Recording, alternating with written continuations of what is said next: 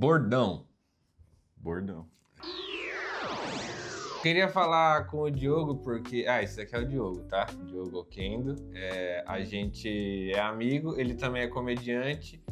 Eu queria falar com ele de cultura asiática, só que tem alguns outros assuntos. Eu acho que você tem uma história de vida interessante, cara. Você acha? Você morou aonde já? Santa Catarina. Morou em Santa Catarina. Um salve pra galera de Santa Catarina que tá assistindo. Beijo, Pomerode. Vocês. E você também morou fora, né? Eu morei uns 4, 5 meses nos Estados Unidos. Que eu fui Aonde você morou lá? No Texas. No Texas? Mano, que eu fui sempre pro sul, assim. Ótimo lugar para estrangeiros, né? Mano, incrivelmente, sim. Aham, juro. Que doideira. Juro por Deus, me trataram muito bem lá, mano. É?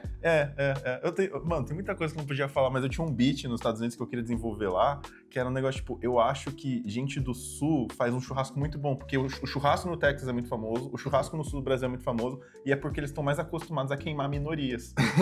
Mas você morou lá também antes de estar essa política agora de, tipo assim, tá bem mais difícil pros imigrantes conseguir ficar legalmente, né? Sim, a gente... Ou pra você também era difícil ficar legalmente? Não, foi tranquilo porque a gente foi com empresa e tal. Mano, foi uma puta história, na real. Eu pensei que você tinha ido... No louco. Pra tentar fazer comédia lá. Em parte foi, mas foi tipo com um plano de ação, sabe? Foi tipo, tenho visto, tenho trabalho garantido, vou juntar um dinheiro e vou fazendo uns open mic pra ver o que é. E eu fui também tirar um dinheiro, porque eu tinha recém me formado na Federal lá em Santa Catarina. Mas, mano, foi uma história muito louca, porque eu consegui o dinheiro pra ir para os Estados Unidos. Eu viajei em dezembro de 2023. Em janeiro de 2023, eu tava com o carro da minha família, indo ver o Vina e o Deco na casa deles. E aí eu tava lá dirigindo, beleza, meio chuvoso assim. E eu parei, uma quadra da casa do Vina e do Deco. Uma quadra e era uma subidinha assim. Parei, puxei o freio de mão, deu vermelho. No que deu vermelho, mano, um carro estraçalhou a minha traseira. Tipo, com tudo assim, pá! Estourou vidro, bateu. Daquela sensação meio de filme assim. Aí eu, freio de mão, né? Saí meio desnorteado. E aí era um SUV gigantesco que tinha batido. Nossa. Airbag acionado. Aí saiu uma guria, tipo, dessa finura assim. Uma guria, tipo, muito novinha, muito, tipo, também. Aí ela, moço, tá tudo bem? Tá tudo bem? Ela, eu não sei, eu não. Aí ela olha pra mim e fala, moço, eu esqueci de puxar o freio de mão. E no que a gente olha, o SUV dela começa a descer. E aí, tipo, os carros começam a desviar. E o carro dela deu um PT no HB20 que tava parado. Ela deu PT em 3 carros, mano. Meu Deus, cara. Que dia, hein? Ela caprichou nesse dia, hein? E ela tinha, tipo, 19 anos, tava com a carteira provisória e o carro dela era da Porto Seguro. Eu acho que ela não vai conseguir avançar na provisória, né? Cara, sabe o que é mais louco? Aí que tá, pensei, fudeu, deu tudo errado, sei lá. Veio o marido dela, que ela tinha um marido de 30 e poucos anos e aparentemente ela era modelo e o cara era rico. E aí ele pagou o valor do meu carro, do carro da minha família, o valor da tabela Flip, a gente não tinha seguro nenhum. O cara só, tipo, mandou um pix, assim, tipo, toma. Aí eu venho família de imigrante, tipo, minha mãe é boliviana, meu pai é descendente japonês, ele morou no interior pra caramba. Enfim, aí minha mãe falou assim, você não quer pegar esse dinheiro e viajar? Aí eu falei, sim. Aí o Sávio já tinha ido antes, que tirou um dinheiro nos Estados Unidos, eu falei, Sávio, você ainda tem esse contato da gente trampar fora? Que eu não queria viajar só pra, tipo, vou pra Disney. Trampar com o quê? Com o que for, ganhar dinheiro, de alguma forma. Mas com quem acabou sendo? Barista. Eu fui barista num café no Starbucks lá. Garçom? Não, barista. Tipo, fazendo café. Bebida, tá. Aí eu trabalhei lá, juntei um dinheiro, eu consegui ver uns shows legais e consegui fazer uns open mics, assim, conhecer a cena, mano. Foi bem da hora. Então você foi pros Estados Unidos com o dinheiro de um acidente, mano. Que a mina saiu fazendo strike na rua. Mano, foi ridículo, assim. Nossa, ela deu PT em 3 carros, assim, facilmente. Imagina, ela batendo, 20 mil, nossa, e o cara mandando pix pra cada um na hora já. Não, 20 mil? Mano, era um SUV, tipo, 2023, cara. Era gigante, era daqueles carros, tipo, é uma aeronave, assim. Não, tô falando do seu, cara. Mas foi uns 20 mil. Não foi muito, não. Não, é que eu imagino ele falando pra sua família, tipo, não, ela faz isso de vez em quando, aí eu pago aí. Não, e eles tinham brigado, ela pegou o carro porque ela tava puta com o cara e foi dirigindo. Aí ele chegou, a cara dele e falou, puta que pariu, Silvia. Essa é uma história, hein? Dá pra Mano, confirmar. Então, antes da gente começar o assunto que eu ia falar, porque a gente divagou aqui, abri um grande parênteses. Quer se apresentar pra galera aí? Claro. Oi, meu nome é Diogo Kendall, eu sou comediante. Eu falo um pouco sobre questões amarelas e asiáticas no geral. E eu sou amigo do Abner há uns anos e eu faço comédia. Isso que eu acho que é o mais importante, vocês precisam saber antes dessa entrevista começar, que já começou. Eu acho que a gente fez show, era o meu terceiro show, lá em 2017, no primeiro Riso, lá no Kenny Lopes. Lembro E a bem. gente fez esse show, a gente tava junto nesse show, né? Aí depois, acho que você viajou, e aí você ficou um tempo fora, e aí depois você voltou, e aí a gente começou a conversar depois, né? Sim. Eu fico muito feliz que eu fiz muitos contatos bons que viraram meus amigos, assim, e que eu não tinha noção, assim. Mas eu comecei a fazer show em 2015, final de 2015, mantive em 2016, fiz mais um pouquinho em 2017, eu passei na faculdade, fui pra Santa Catarina, que eu passei lá na Federal, eu fiz letras lá. Aí eu fiquei até 2019, mais ou menos, 2019 sem fazer show. Então, 17 a 19 eu parei, faculdade, vida, decisões, sei lá. E aí abri um comedy, que é o Floripa Comedy em Floripa, e eu voltei a fazer show lá. Aí eu voltei, tipo, beleza, destaca zero. O que eu tenho que fazer, o que eu vou escrever e, enfim, eu voltei daí. Por que você começou a fazer stand-up comedy? Qual comediante que te inspirava? Você assistia a gente do Brasil ou mais cena gringa? Mano, é muito vergonhoso hoje falar isso, mas, tipo, comecei muito por causa do Gentili, velho. Mas não é que eu olhava o Gentili e falava, caralho, isso é genial. Uau, o cara revolucionou. Nossa, essa piada que ele faz, que ele engravida a máquina. Imaginamos, gente. Eu não vi as piadas dele, ele falando, tô enfiando aqui meu cartão de crédito no Bradesco, quer me fuder, Bradesco? Não ficava, tipo, cara, Não, então, a questão é que eu acho que na época era muito novidade, mas olhando hoje, eu consigo identificar no stand-up do Gentili muito do timing do Chaves. Era A muito série Chaves. Muito Tipo assim, Chaves. o jeito que o Kiko falava com a mãe dele, ou o jeito que o Chaves ia dar uma desculpa pra alguém, era a cadência, o tom de voz era parecido e ele conseguia fazer piadas engraçadas. Só que a questão é que a partir do momento que ele começou a falar de política, ele começou a trazer esse ar de, não, eu sou isento, eu estou batendo em todo mundo, mas nas piadas dele fica meio claro que ele está se posicionando de forma implícita, né? Tá, é que aquela burrice, mano, do tipo, você achar que, tipo, se eu não estou falando sobre nada, então não tenho posição sobre nada. Tá ligado? O Seinfeld não fala sobre nada, mas aí você vê o Seinfeld, a galera falando, ei, Seinfeld, você é a favor do genocídio. E ele, ok. Ele falou, tipo, mano, ele falou, I don't care about Palestine. Pronto, Falou é isso, no mano. vídeo. E tem várias questões, assim, dessa galera que é isentona que, tipo, mano, tem podres, mano. Mesmo na nossa cena tem muito podre, tá ligado? Eu acho que, na verdade, pra quem não sabe o contexto maior, acho que o grande influenciador da comédia stand-up brasileira no início, ali, no começo dos anos 2000, foi o Jerry Seinfeld, que lançou essa série Seinfeld nos anos 90 e foi um sucesso mundial e foi um divisor de águas no stand-up. E aí o mote do Seinfeld, meio que o lema dele, era que era um programa sobre nada. Então a comédia dele não ia falar sobre algum assunto específico, exatamente porque ia ser assuntos do dia a dia, essa comédia do cotidiano, que é até a forma como os comediantes brasileiros explicavam o que era stand-up, né? No começo. 2008, Na verdade, aquela explicação era o stand-up do Seinfeld, né? Mas a questão é que quando ele fala a minha comédia é sobre nada, isso também é um posicionamento político, né? Claro. Porque você está escolhendo se abster de assuntos que vão causar algum tipo de polêmica, que vão, enfim, questionar algum tipo de autoridade, se torna uma comédia fechada na sua própria bolha individual, né? Enfim, tô olhando porque tá chegando a comida. O iFood vem aí. Vocês fortaleceram na pizza hoje, hein? Muito o obrigado. Apoia-se, vendeu, ganhou, assim. Apoia-se, rendeu. Vamos lá. Mentira. Cara, não, mas aí foi com o Gentili e tal, mas um bagulho que me pegou muito de stand-up, tipo, tinha, sei lá, 9 anos, eu assisti aquilo, eu falei, mano, que loucura, é um cara com um microfone, uma caixa de som e um palco e ele pode falar. Eu tinha muito uma pira na minha infância do tipo, caralho, eu só quero falar os bagulhos, eu só quero ser ouvido de alguma forma, eu só quero ser ouvido. E aí eu comecei a ver os negócios sem parar, tipo, eu vi o Gentili, eu vi o Rafinha. Aí eu comecei a falar, mano, isso aqui é pouco ainda. Aí eu comecei a, tipo, ver... eu fui, sei lá, procurar o que tinha no YouTube legendado de stand-up. Aí eu caí no Bill Cosby, aí eu caí no Richard Pryor, aí eu caí no Bill Hicks, aí George Carlin. Aí vem, tipo, eu fui... Nossa, tem um negócio assim. Aí demorou...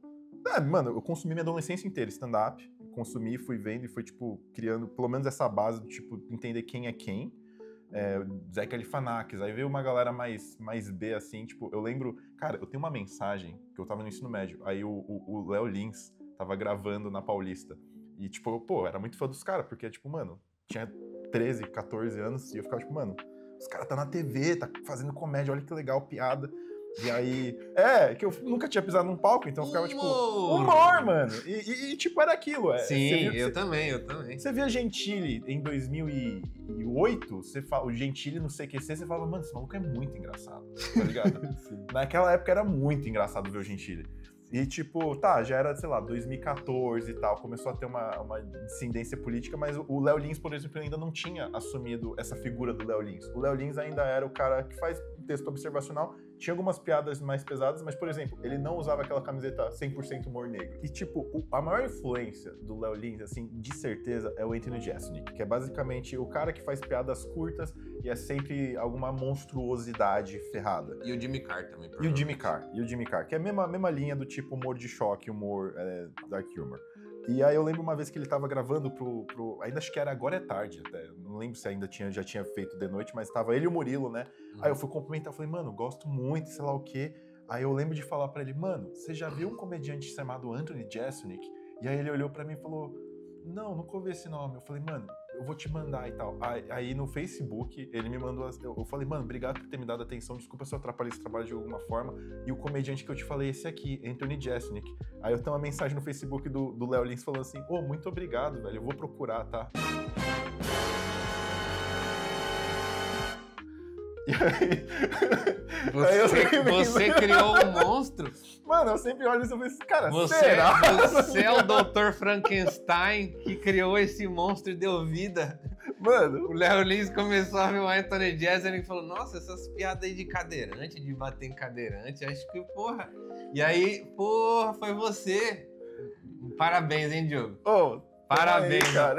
Olha o que você fez com a comédia nacional. Espero que você esteja satisfeito. Agora stand-up se faz nas delegacias para oficiais de justiça. E, enfim, eu acho que eu também fui influenciado pelo Léo Lins. Tanto que quando ele lançou, eu acho não, tenho certeza, quando ele lançou o primeiro... ele ia lançar aquele show Bullying Art, só que ele lançou um show de teste do Bullying Art no Teatro do Corinthians, no Tatuapé. E eu fui assistir com meus amigos da escola, mano. Acho que eu tinha acabado de acabar a escola, eu tinha uns 17 anos. E aí eu fui assistir com meus amigos, e aí ele começou a fazer as piadas pesadas, e na época eu gostava. Só que, tipo, ele não entrava muito em pauta política, assim, sabe? Mas eu acho que hoje em dia o Léo Lins, ele é militante. Pra caralho também. Sim, cara, porque... só que ele não encherga isso, né? Esse é o problema. Não. Mas essa galera toda... Mano, tem foto dos caras na vanzinha do MBL, tá ligado? Na Paulista. Porra, não tem como...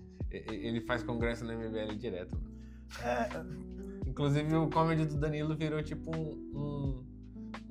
meio que um congresso da MBL, né? É tipo fazer stand-up num comício do MBL, assim, um showmício. Tanto que o Mamãe Falei já foi fazer lá também. Ele fez show lá. Você não sabia, não? Ele fez stand-up. O Mamãe Falei fez stand-up. Sabe, vou te mandar. Coloca a foto aqui do Mamãe Falei fazendo stand-up no comedy do Danilo Gentili. O quê? Você fez uma cara de Jack Chan agora. Vai tomando. Aquele meme do Jack Chan. Falando em Jack Chan... Diga lá. Transição suave. Não, a gente tava falando de comédia e eu vejo que na sua comédia você tá abordando cada vez mais essa questão da racialização asiática, certo? Primeiro, a gente pode dizer que existe racismo amarelo no Brasil. O que é racismo amarelo, primeiramente, para quem não conhece? Porque eu acho que essa é uma considerável população do Brasil que tem algumas questões que acho que só são discutidas dentro dessa comunidade, me parece, né? Eu tô falando disso, e aí você vai poder ter o tempo que você quiser para falar, Mas é porque eu sei que já aconteceu provavelmente com comediantes de sofrerem assim uma onda de comentário negativo porque ele fez alguma piada pejorativa no sentido de ficar imitando um japonês, imitando um chinês. Sim. E eu estou prevendo que em algum momento isso vai acontecer de novo, porque os comediantes brasileiros, eles estão muito resistentes para entender algumas coisas. Então eu imagino que em algum momento isso vai acontecer de novo. Então eu quero deixar registrado nesse vídeo essa conversa pra gente já ter um ponto de partida, tipo assim, ó, se você não entendeu é porque você não quis, tá ligado? Mano, então, é que é foda, porque hoje eu sinto que eu tenho um local de fala pra fazer algumas piadas e falar sobre certos temas e certos assuntos. Mas, em partes, sim, tem racismo com amarelos, isso existe. O maior problema que eu vejo nesse debate é porque, do tipo, você fala isso, uma pessoa leiga, automaticamente a gente vai falar, ah, tá, e vocês sofrem racismo igual os pretos, né? Eu falo, mano, eu não falei de não é uma comparação. competição de racismo, né? É só a questão de entender o fenômeno social que existe de fato. É uma questão de a gente brigar contra uma branquitude, sabe? Porque a gente serve uma branquitude, e isso vem de uma série de construções sociais.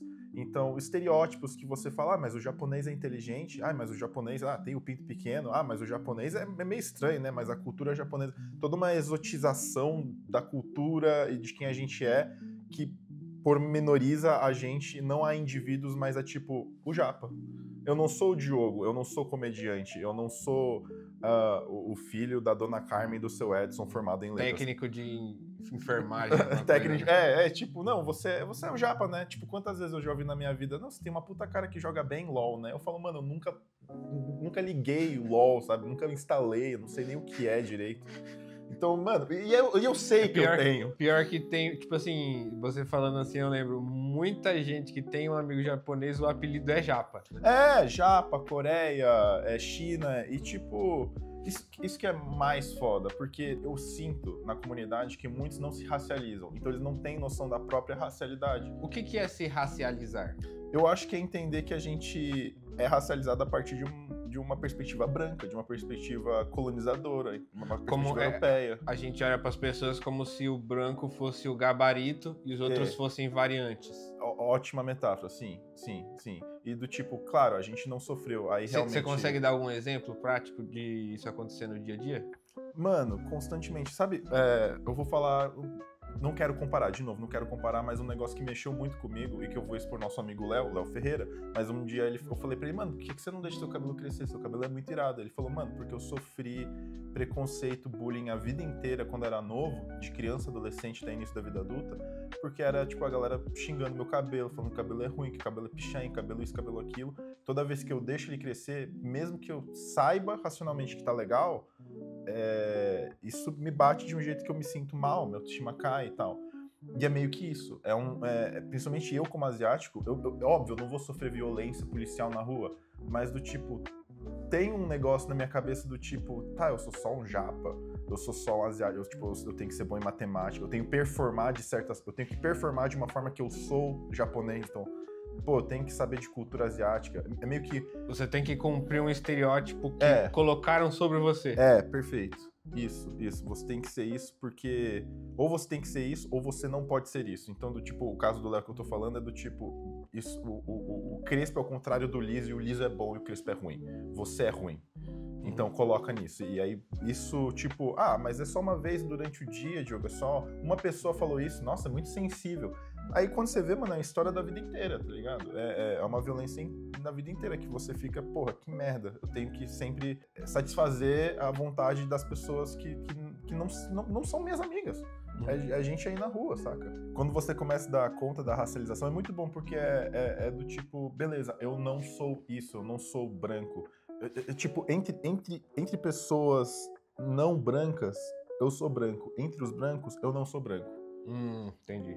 Saca? Eu tenho privilégios ali, então é muito misto. Mas ao mesmo tempo, se eu faço algo que desagrada uma maioria branca, do tipo, mano, não me chame de japa, aí já começa tipo, nossa, mano, mas que frescura, você não é japa? Eu fico tipo, mano, tá, devo ser, sei lá, foda-se. A um ponto que começa... Eu tenho... Anula a individualidade da pessoa. Pra Né? caralho. E aí eu tenho vários amigos, e eu acho que isso não é nem só com cultura asiática, é um negócio que eu queria explorar mais, que eu acho que é um imigrante no geral. O Brasil é muito misto, a gente não tem uma imagem do povo brasileiro, quem são o povo brasileiro. Minha mãe é boliviana e o meu pai é descendente japonês, e eu sou muito miscigenado, e eu venho de uma casa basicamente de imigrantes. Sua mãe nasceu na Bolívia. Na Bolívia. E o seu pai nasceu no Brasil. Nasceu já no Brasil. Só que ele é descendente de japonês. Dentro de uma família, pais japoneses, avós japoneses, família bem tradicional. Meu pai foi, tipo, o primeiro da família que casou com alguém fora e, tipo, não é nem, sei lá, branca ou, sei lá, português, italiano, europeu. Não, minha mãe é boliviana. O Brasil, se eu não me engano, eu vi esse dado uma vez. O Brasil é o lugar no mundo que mais tem japoneses fora do Japão. Fora do Japão, sim. Sério, é verdade isso, né? Cara, se não me engano tem muito Nikkei, eu acho. Eu sou horrível com esses dados e com esses nomes, mas é tipo, é algo que eu vivi e é muito confuso, porque mesmo dentro, e é isso que eu acho que é uma diferença hoje, tem um movimento crescente de pessoas falando mais sobre serem amarelas, tem mais representatividade, tem mais dessas questões vindo, e só que eu acho que a barreira que a gente encontra internamente é que, mano, da mesma forma que assim como eu, várias pessoas, vários descendentes incomodados de serem chamados de japa, por exemplo, tem muitos outros que falam, não, mas eu sou japa, eu não sou brasileiro, eu sou japa, minha família é japa. Aí o pai nasceu em Tupã, sei lá, tá ligado? E fala, não, mas eu sou japa. Eu fico, mano... Japa de Taubaté. Cara, que porra é essa, sabe? Pô, tipo, qual que é a nossa identidade? Então, eu acho que quando a gente fala a palavra racismo, também tem algo que vai além do, tipo assim, pra muitas pessoas pode parecer que é só você zoar, fazer piadinha. Mas quando se fala de racismo, acho que tem uma estrutura que vai além do que a gente fala, né? Que é a história daquela comunidade, de como aquela comunidade se inseriu. Você consegue falar pra gente como é que foi a imigração japonesa pro Brasil? Tipo assim, a população japonesa foi bem recebida aqui? Tiveram conflitos raciais? Cara, eu sei muito pouco, de verdade, em relação a pessoas que estudam. Eu tentei ver alguma coisa, mas eu também não queria só trazer dados e jogar assim. O que eu comecei a estudar sobre, e foi muito acompanhando, sei lá, o @ do Amarelitudes e da Bruna Tukamoto, eu sempre erro também o nome dela, mas... O Sábio vai botar aqui o @. A Bruna também me segue, ela foi assistir um show nosso lá no Papagaio Comedy, gente boa. Indico o Instagram dela pra quem quiser conhecer sobre cultura japonesa. Ela é muito boa, e tipo, foi seguindo pessoas como ela e que também me deram visibilidade que eu comecei a entender um pouco mais. Mas falando sobre história mesmo assim, tem o Amarelitudes, que é acho que é Poroiwaki. Eu nem sei falar, é muito difícil. Poroiwaki, que é muito bom. Aí é um negócio mais nichado, ele faz um curso que eu não sei se ele vai fazer de novo, mas que ele basicamente conta a história de todos os asiáticos amarelos vindo para o Brasil, assim, desde os chineses, que os chineses foram os primeiros a virem. E aí ele vai falando sobre o perigo amarelo, sobre... O que é o perigo amarelo? A curto e grosso modo, eu tenho muito medo de falar besteira sobre isso, mas é basicamente, tipo, como a gente era visto, como os asiáticos, assim, eram vistos quando chegaram no Brasil e começaram a trabalhar nas lavouras, por exemplo, e não eram bem recebidos, assim, mesmo na mídia, era algo meio suspeito, porque muito fechado, muito organizado, como se eles estivessem fazendo um Brasil dentro do Brasil, um outro Brasil, então era meio visto com maus olhos. E pensa que, por exemplo, na época do Vargas, que era a época da Segunda Guerra, a vida já era dura, sei lá, para descendentes. Já entendi. Na verdade, é que, tipo assim, o Japão na Segunda Guerra se aliou com a Alemanha nazista, então o japonês provavelmente era já visto como inimigo, né? E também porque o Vargas ficou muito em cima do muro por muito tempo. E ficou essa pressão do tipo, e aí, o Brasil vai apoiar o eixo ou vai apoiar os aliados? Quem que vai ser? E aí fica nisso, vai não vai, entre ataques e defesas, entre politicagens, até o Vargas fechar com a galera dos aliados, e aí vem políticas linguísticas fodas, do tipo, não pode falar japonês, italiano, nenhuma língua estrangeira é permitida no Brasil. Então, basicamente... Não pode falar? Tipo não assim? Podia falar, não podia falar. Não pode ensinar, não pode... Não. Era clandestino. E, tipo, o japonês, assim, a cultura japonesa vem muito de educar de forma japonesa, com a cultura japonesa. Quando, tipo, você pode não estar no Japão, mas educar da forma japonesa, com os princípios, valores do Japão e venerando sempre o imperador nessa época, né? Então, por exemplo, tem o livro Corações Sujos, que começa a partir do dia 1º de janeiro de 46, então o ano logo que acabou a Segunda Guerra. O livro começa com um aviso no Japão do imperador falando: nossas tropas foram derrotadas, eu não sou um deus, a nossa linhagem não é um vínculo divino e, enfim, perdemos. O sonho acabou. O sonho acabou. E isso foi transmitido, tipo, pro mundo inteiro. E aí, que ano que foi isso? se eu não me engano, 1º de janeiro de 46, quando acabou. 46. Quando acabou mesmo, assim, na virada, assim, tudo deu. O rádio estralando, todo mundo ouvindo rádio. Do nada, e todo mundo sabia que era a voz do imperador. O livro do Corações Sujos começa assim. E por que é Corações Sujos? É muito legal isso. Eu tô ainda lendo esse livro, mas conta a história desse grupo de japoneses no interior de São Paulo e vai dando o contexto do tipo, o que aconteceu pós-Segunda Guerra, que houve japoneses que não assumiram que tinham perdido a guerra. Então é um misto de conservadorismo, porque é um negócio do tipo, o Império Japonês nunca perdeu uma guerra, sendo que a história do Japão tem atrocidades, e ao mesmo tempo abuso de poder pra caramba, porque era a polícia batendo nos asiáticos, nos japoneses, falando: cala a boca, seu japonês, tá ligado? Seu amarelo de merda, pá. E só que ao mesmo tempo eles faziam tudo na moita, assim. E aí tinha os derrotistas, que era a galera que assumiu: beleza, perdemos. E tinha o outro grupo, que eu não vou lembrar o nome também, olha que legal, mas que não aceitavam que o Japão tinha perdido. E era uma grande maioria. E os outros eram vistos como traidores. Então eles eram os corações sujos. Sua garganta e seu coração está sujo e precisa ser limpo. E era limpo com corte na garganta, espada, morte. Isso aonde? Lá no interior, Japão? não, interior de São Paulo. São Paulo? Interior de São Paulo. Caralho. Interior de São Paulo. Louco. Muito louco, assim. Então o perigo amarelo era essa ideia de que, tipo assim, os japoneses, eles não se integram na sociedade, eles criam meio que, quase como se fosse uma sociedade meio que paralela, assim. Também, eu acho que isso é um dos fatores, cara. Tipo, o perigo amarelo é isso, essa raça perigosa invadindo o nosso... Meio que uma semente do vai de volta pro seu país, seu imundo, saca? O negócio meio mexicanos vão embora dos Estados Unidos, sabe? Tipo, em Santos, todos os japoneses foram expulsos. 1846, eu vou estar errado, não relevem essa data. Mas basicamente com essas leis do Vargas, foram expulsos de Santos, por exemplo, porque estão espionando a gente. Eles estão espionando, os japoneses estão espionando o porto aqui de Santos e para os aliados. E aí, de repente, tem muitas histórias, depoimentos de japoneses antigos andando na rua de Santos, encontrar a polícia e falar: você tem que ir embora. Você tem 45 minutos para ir embora. E aí pega suas coisas, mas não, minhas coisas em casa, não. Pega o trem e vai embora.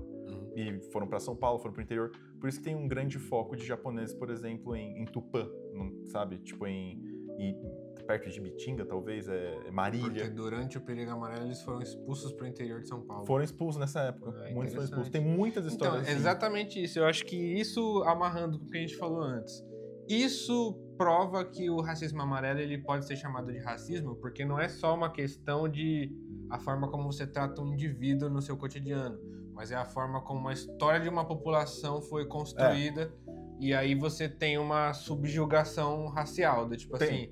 Sim, pelo fato certeza. De você ser dessa raça, você vai habitar certos lugares da cidade ou certos lugares do estado, e você vai ter o seu apelido, o seu estereótipo, e enfim, novamente, não tem a questão de ser criminalizado pela polícia, como tem a população negra, mas tem as suas particularidades, né? Tem, e uma coisa em comum no final, assim, em relação à população preta, é tipo, beleza, quem faz isso com a gente? A branquitude. No final, é isso, é a gente sendo submisso a uma ideia colonial, europeia de submissão, porque somos menores, porque não somos brancos, porque não somos... Mas o que é branquitude? Porque eu acho que pra muita gente branca isso não é claro, porque, tipo assim, se eu chegar em alguns amigos meus, da época que, sei lá, ia comigo na igreja e falar que existe um pacto da branquitude... Eles não... Eu acho que os brancos, eles não estão acostumados a serem racializados no Brasil, né? A gente não está acostumado a se enxergar como branco, né? A gente se enxerga como o comum, né? E aí os outros que foram racializados. Mas como é que você acha que a gente entende o que é a branquitude? Cara, eu acho que isso é tão sutil, cara, e isso é muito... Pra mim, na minha cabeça, é uma síndrome de vira-lata, assim, que é tipo a gente querendo ser europeu, a gente querendo ser estadunidense, a gente querendo ser colonizador, saca? Parte de uma perspectiva do que é o Ocidente e do que é o certo e o que é errado, o que é o preto e o que é o branco, porque foi definido por isso, por uma base cultural, saca? Uma base cultural europeia, uma base... E como é que isso se manifesta na prática, você acha? O próprio conceito de Ocidente e Oriente, tá ligado? Do tipo, o que é o Oriente, o que é asiático. Mesmo quando a gente fala assim, os asiáticos, a gente pensa tipo... Tem muitos países diferentes, né? Tipo, Japão, Indonésia, tipo assim, muita cultura, né? Cara, Índia. O Judá Freelander fala assim, Jesus era asiático. Porque Oriente Médio não é um continente. Verdade, ele não é africano, ele não é sul-americano, ele não é europeu. Ele é asiático. Jesus era asiático. É Ásia, né? É tudo Ásia ali. Tipo, o Oriente Médio não é uma definição, não é um continente, o Oriente Médio. Não, é Ásia. Nunca tinha parado pra pensar nisso. Então, Europa é a Ásia Ocidental. Europa é Ásia Ocidental.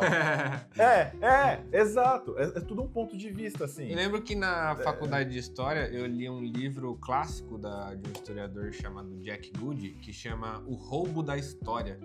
E no Roubo da História ele mostra como muitas coisas que a gente atribui a criações do Ocidente, inclusive ele fala de comunismo, ele até traz o Karl Marx para essa ideia, e fala muitas das coisas como, por exemplo, o capitalismo, o romantismo, dessas coisas que a gente atribui como criações do Ocidente, já existiam no continente asiático há, tipo assim, milênios atrás, e aí eles vão achar literatura de romantismo na China há 2000 anos atrás. Sim, a gente só pega e... Na minha escola eu não tive aula de história da China, eu lembro. Eu tive um pouco de história do Japão. Não tive porra nenhuma disso, cara. Mas, você já viu um boneco que é o Tonhão?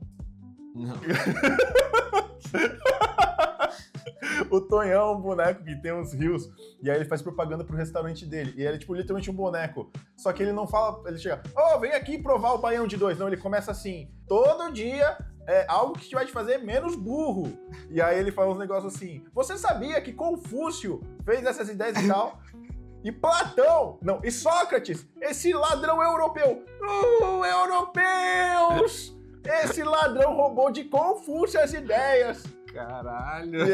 Ele é um boneco decolonial e do nada ele fala assim, venha provar a lambida na costura, nosso novo drink. É muito bom, mano. Lambida na costura. É bom pra caralho.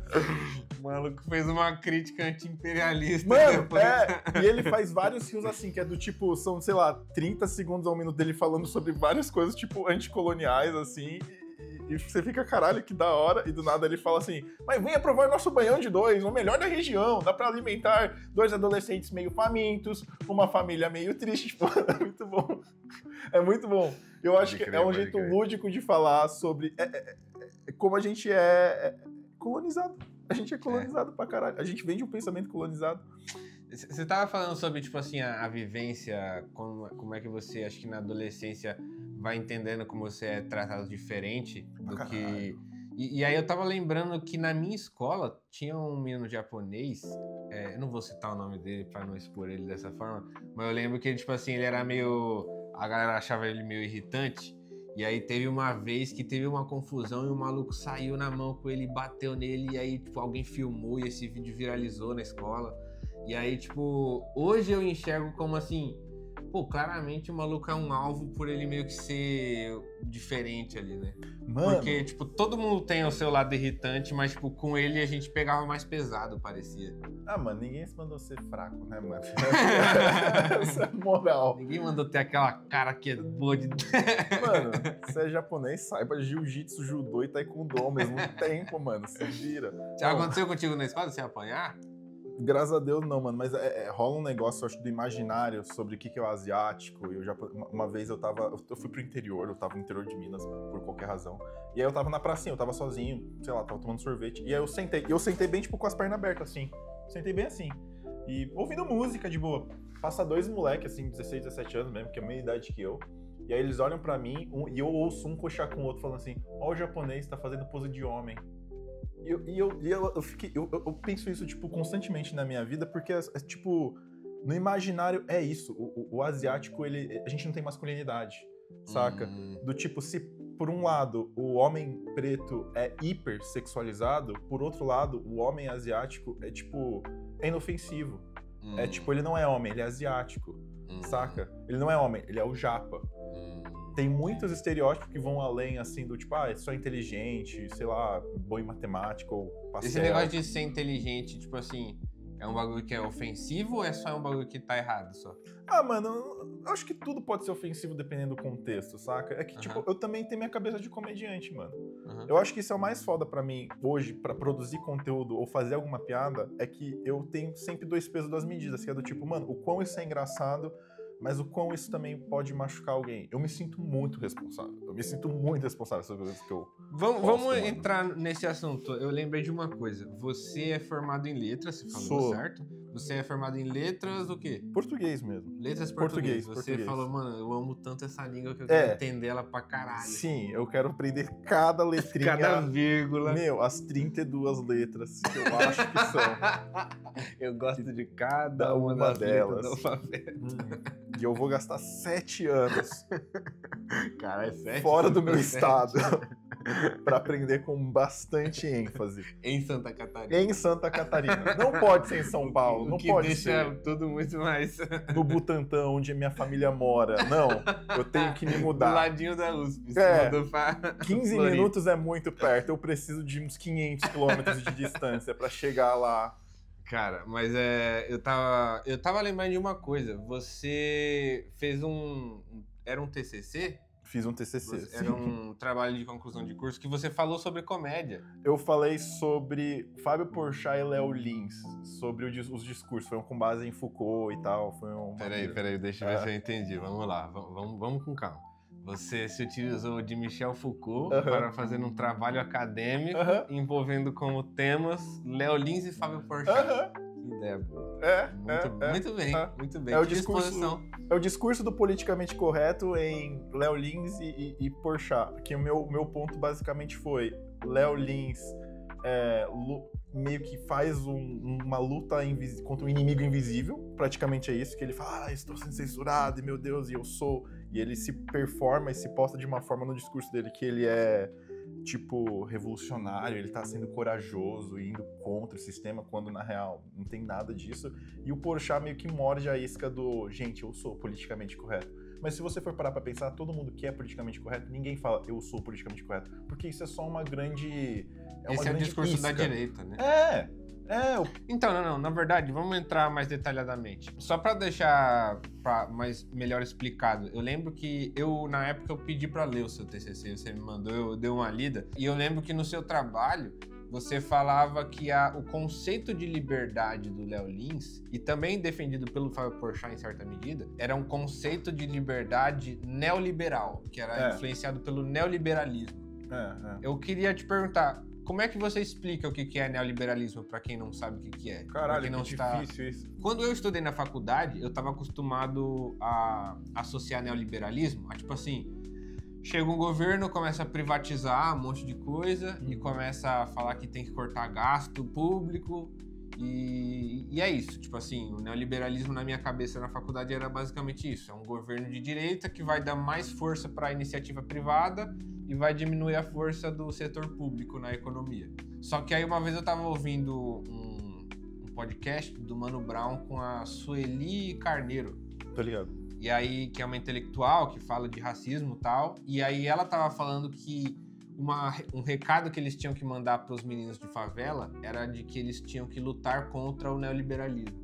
E aí o Mano Brown perguntou pra ela o que é neoliberalismo. Que porra é essa? E aí ela respondeu de uma forma que eu não esperava. Ela falou assim, é esse individualismo.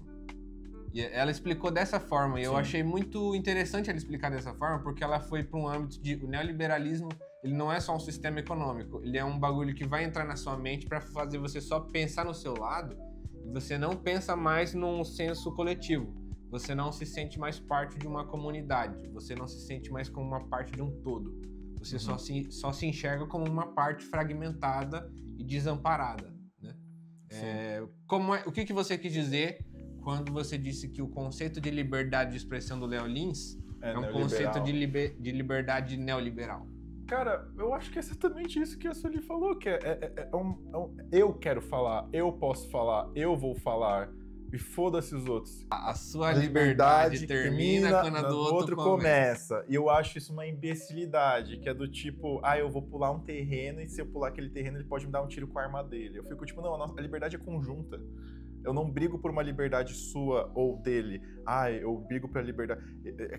Tem aquele pensador que ele fala assim, eu posso discordar de você, mas eu vou lutar eternamente pela sua liberdade de dizer o que você quiser. Mano, não, vai se fuder, tá ligado? Atribui essa frase ao Voltaire.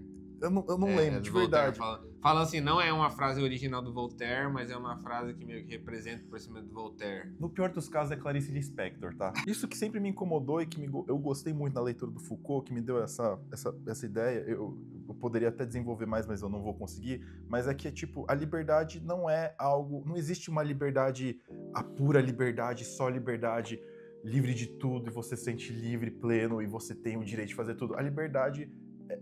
ela não é o oposto do controle, ela existe junto do controle, elas são complementares, não existe liberdade sem controle, não existe liberdade sem legislação, sem ter, tipo, também não existe sociedade livre sem ter regras. É porque me parece que a direita, ela se apropria da palavra liberdade de uma maneira esperta, de uma maneira, tipo assim, premeditada, assim.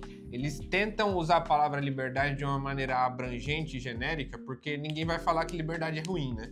Ninguém vai considerar a liberdade como algo ruim. Mas quando você começa a pensar, tá bom, a gente tem que ser livre para fazer qualquer coisa, tipo assim, se eu for no palco, citar o nome da filha de alguém e começar a incentivar violência contra uma criança, tipo assim, isso é aceitável? Tipo assim, dá pra pensar em inúmeros exemplos de coisas que você... Mano, dá pra abusar, assim, da sua liberdade de expressão. Dá. Só que aí os comediantes, eles se refugiam nessa superficialidade de entender a liberdade como algo que é abstrato e que é possível. Sendo que é impossível você alcançar uma liberdade total, ilimitada e ausente de consequências. Porque o que eles estão, na verdade, buscando é uma liberdade de consequências, né? Porque o Léo Lins não está sendo calado, tipo... ele está fazendo os shows, ele pode ganhar dinheiro com os shows. A partir do momento que ele quer postar na internet e quer comprar essa briga, ele está comprando uma briga de forma consciente. Né? Sim. Agora, ele não está sofrendo censura prévia. Ele está tendo consequências pela liberdade de expressão que ele já exerceu. Mano, tu viu as piadas dele do final do show? Eu vi o show inteiro. Porra, mano, cara, primeiro que ele fala do tipo, isso aqui vai dar um problema, eu sei que isso vai dar um problema. Isso entrou na sentença, inclusive, Porra, né? O mano. fato de que ele está falando que ele está ciente que pode dar problema. Você não falou, ops, que droga. Tipo, eu boto muita fé na visão do comediante do tipo, a gente não escreve algo pensando assim, nossa, hoje eu vou ofender tal e tal minoria. É como o cara pensa, mano, isso que é o mais foda, tipo, a construção de indivíduo dele dentro dessa porra da sociedade. A questão, acho que o cerne da questão pra gente é, ninguém quer ser considerado racista.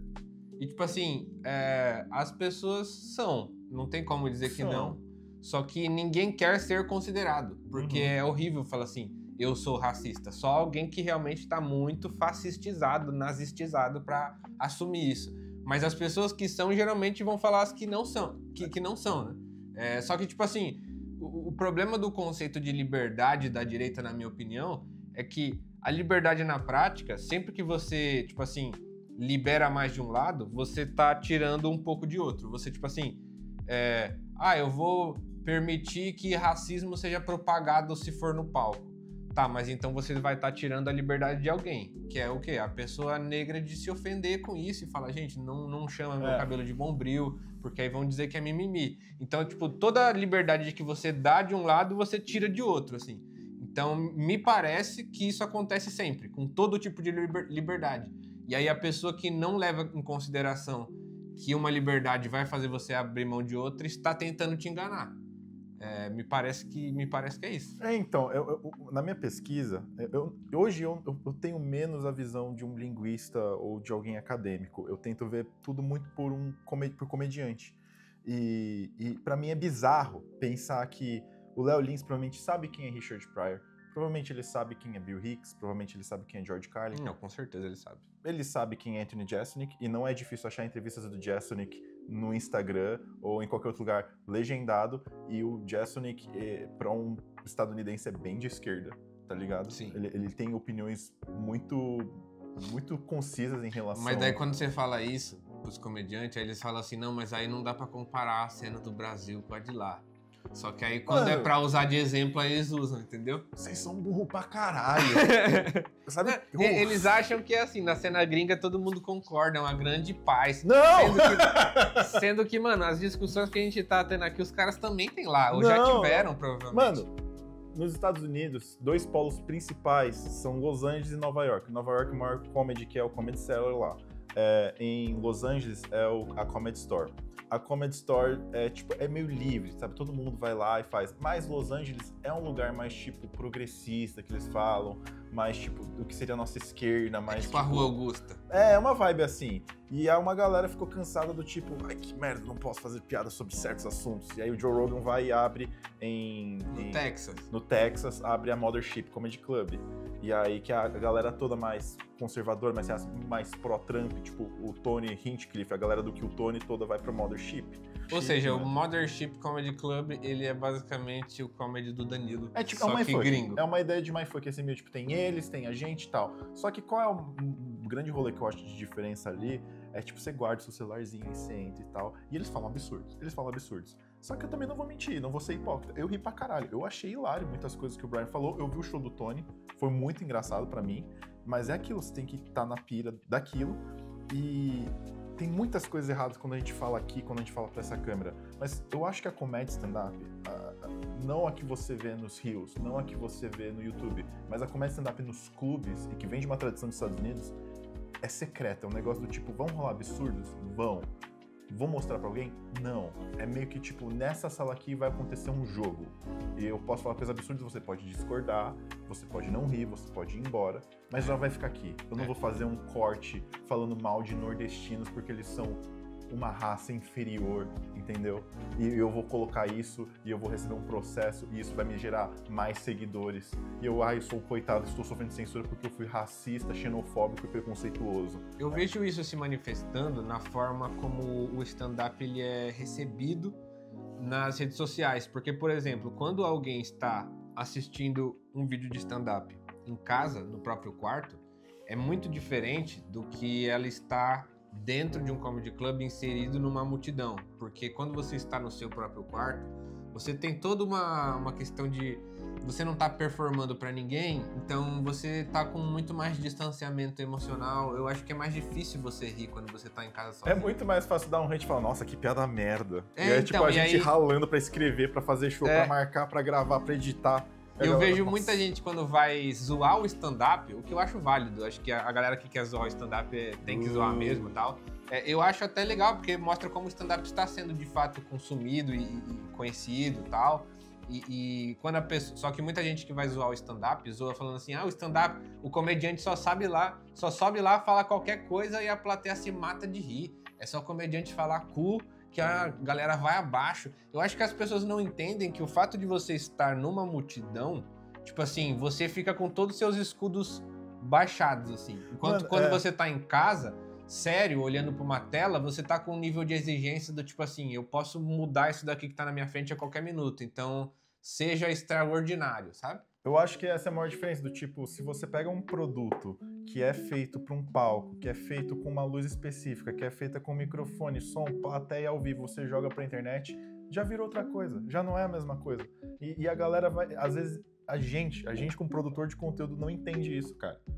E é um negócio que, tipo, o último vídeo que eu postei, assim, há muito tempo, de uma piada mesmo, um cara veio comentar assim, eu acho que todo comediante devia postar piada como se tivesse pensar que tem um produtor do Saturday Night Live te assistindo. Você tem que postar o seu material como se fosse um produtor do Saturday Night Live te assistindo, tem que postar o melhor do melhor da nata. Eu fico, mano, isso é impossível, velho. Isso é impossível, demora pra caralho. Ou pelo menos muito difícil, né? Porque eu acho que as pessoas não notam que, tipo assim, mano, uma coisa é você ser bom no palco, outra coisa é você conseguir produzir conteúdos pra internet, tipo assim, você tem que ter pelo menos uma captação de áudio da mesa, você tem que ter uma câmera boa, capacidade de editar. Então, Cara, tipo assim, muita gente que eu vejo que é boa nos palcos não consegue demonstrar isso da mesma forma na rede social. Nem Assim como o inverso também é o contrário. Muita gente que é muito foda na rede social, você vê o show de stand-up do cara, não é tão bom quanto o que ele faz no Instagram, tá ligado? Sim, sim, completamente. Isso é um negócio que me chateia muito, porque eu, como comediante, eu entendo todo o bullying sobre comédia stand-up. Eu entendo todo mundo... E tem que ter mesmo, E pra tem que gente ter, tem que ter. se corrigir na porrada. Eu vejo a cara das pessoas quando eu falo, eu não, vou fazer um show de stand-up. Ah, não, mas você vai assistir? Não, eu faço. E as pessoas fazem tipo, putz, a gente tem que rever essa linha de amizade. Eu super entendo. O que me chateia é que, tipo, eu não faço stand-up pra ser esse cara. Eu faço stand-up porque eu gosto de me expressar. E a única forma que eu consigo me expressar é falando umas besteiras assim. Então, Por que você... eu sei que eu sou, porque eu sou de família crente. Aí, tipo, é compensar tentando falar o que eu não podia antes. Mas tá. pra você é o quê? Eu sou asiático. É de tanto ser chamado de japonês? Mano, é porque eu acho que isso é um negócio que eu não só por ser asiático, mas é por vir de família imigrante, que é esse sentimento de não pertencimento. É uma vida inteira, tipo, puta, mano, eu não me sinto bem no grupo dos meninos, eu não me sinto bem no grupo das meninas, eu não me sinto bem no grupo dos asiáticos, que era sempre assim, as festinhas, tá ligado? É? Mano, era muito engraçado que eu ia em festa assim, tinha tipo, tem os meninos, tem as meninas e tem os asiáticos, que é o terceiro gênero. Que porra é essa? E você não era bem recebido nos asiáticos também? Eu não me sentia bem em nenhum deles, tá ligado? E pra mim eu sempre me senti estranho, porque é do tipo, eu não consigo performar na ideia de um estereótipo de japonês ou qualquer coisa que seja isso. Mas a galera que tava lá performava no estereótipo? Mano, sim, porque criam comunidades, né? Ficam nichos. Então, hoje eu conheço muitas pessoas que a gente fala sobre questões amarelas, sobre, assim, debate sobre masculinidade, amarelas e afins, e eu vejo como cada um cresceu de forma diferente, do tipo, um cara que cresceu muito inserido dentro da cultura e da comunidade japonesa, por exemplo, o cara que é tipo eu, que tem uma mistura e nunca se encaixou bem, e a família meio que cresceu meio isolada, meio na própria cultura, mistura de brasileiros, e o cara que nem contato teve de zero, assim, zero contato, eu tive um mínimo, assim, o cara que é tipo, mano, sei lá, eu nunca me importei com essas coisas. Uhum. E cada um vem em histórias diferentes, por isso até eu acho que é difícil juntar uma comunidade, eu nem falo assim, amarelo, só uma japonesa. Se a gente pegar, tipo, descendentes japoneses pra falar sobre questões amarelas, é muito difícil entrar em consenso. Muito difícil. É? Isso sem falar, tipo, questões históricas. Por que é difícil entrar em consenso? Por causa disso, porque, tipo, tem o cara que cresceu na comunidade, tem eu que tenho essa mistura, e tem o cara que simplesmente nunca se importou com isso. Aí tem eu que vou falar, na real, tipo assim, as pessoas de fora da comunidade vão olhar vocês como uma unidade, né? O de fora olham pra uma unidade, mas como a gente tá dentro, tipo, tem o cara que fala, não ligo de ser chamado de japa, eu sou japa mesmo. Aí tem o que eu fico meio, mano, não sei, eu gosto de ter meu nome. E tem o cara que falou, nossa, nunca me chamaram de japa, isso acontece? Juro que rola isso, tipo, como é que você entra num consenso com isso? Você também não aceita nenhuma premissa, pô, só pra gente conversar, né?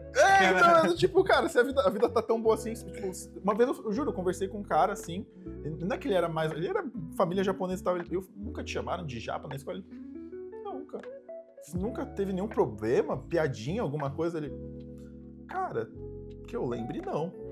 Eu fiquei tipo, caralho. Ele era mestre de karatê. Tipo, cara, todos os problemas que eu achei que todos os asiáticos tinham e tem na minha cabeça, como trauma e construindo quem eu sou, o cara não tinha nada. Ele, mano. Não, eu perguntei porque, mano, vai que o cara ia bater nas pessoas que fossem chamar ele de muito de boa. coisa. O cérebro dele era um peito de frango, de tão de boa que ele tava, tá ligado?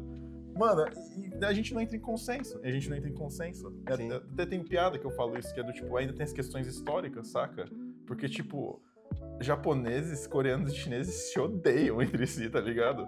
É horrível, cara. É verdade, mano, porque tem toda uma questão de colonização. Nossa, os também, japoneses né? fizeram alguns crimes de guerra no passado. Tem umas questões aí, gente. Tem umas questões aí que tem que ver, né?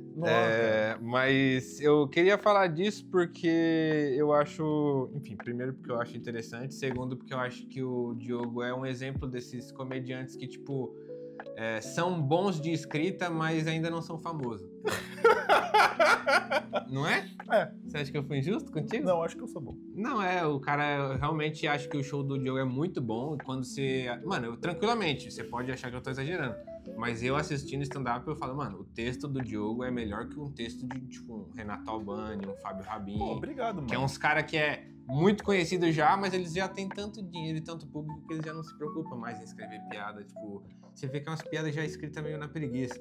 E enquanto que tem uma geração nova, que eu acho que é essa geração nossa que, tipo, assistiu o Danilo Gentili, aprendeu o que era stand-up, só que hoje já olha com um olhar crítico e tentando trazer as nossas próprias referências, porque a gente assistiu stand-up pra caralho e a gente também tá com vontade de mostrar coisa nova. Né? Então eu indico pra vocês assistirem os shows do Diogo Oquendo. Ele tem uma noite chamada Comedy Japa, certo? Olha só, que nome horrível. Sim, eu tenho. Fala aí onde é que vocês estão se apresentando. A gente tá se apresentando na Time House, na Vila Mariana. Vai ter agora dia 16 e dia 30 de agosto. E a gente vai manter quinzenal nos próximos meses. É uma noite de variedade. A gente não faz só stand-up. É uma noite que a gente gosta de misturar tudo. Então, às vezes, sempre tem 3 números pelo menos. Então, provavelmente vai ter improviso e stand-up. E aí, normalmente varia, tipo, palhaçaria, personagem, mágica. A gente já teve até números musicais. Então, a gente gosta de variar. É um show de 1 hora, é rapidinho. E vários números, com certeza você vai gostar de alguém. Quando eu fui lá, teve um palhaço e teve improviso também. Pô, eu adoro, mano. Foi legal. Foi só numa salinha pequena, a galera tava bem receptiva. Foi bem legal. Então vamos lá assistir o Comedy Japa. Segue o Diogo nas redes sociais, é no Instagram que você posta mais, né? @Diogo Kendo, isso aí. Eu tenho postado menos, exatamente por causa disso, de questão de, tipo, produtividade. Você tá trabalhando também, né? Eu tô trabalhando você igual é CLT cachorro, agora, né? Sim, como é que você vai postar sendo CLT, meu amigo? Pô, é você horrível, escolhe, mano. né? Mas eu cheguei à conclusão que, tipo, algumas coisas são boas, tá ligado? Porque... Sim. A questão é... Eu acho que também tem uma questão, você tem que ver o seu objetivo. Seu objetivo é crescer a rede social agora? Ou seu objetivo é primeiro ficar bom no palco? Aí você tem que ver, tá ligado? Cada um tem a sua decisão. Eu tenho que sobreviver no final do mês, saca? Então, também mano, tem isso. Tem cada um com o seu ritmo. Tá? Mas eu acho muito legal a comédia que você tem feito. Obrigado, mano. Eu agradeço demais. É recíproco. E é isso. Se você gostou desse tipo de conteúdo, o Apoia-se vai estar aqui embaixo. Se quiser, assina aí pra gente produzir mais vídeos assim. E assiste aí os outros que eu gravei. Vou deixar na tela final. Tamo junto. É nóis.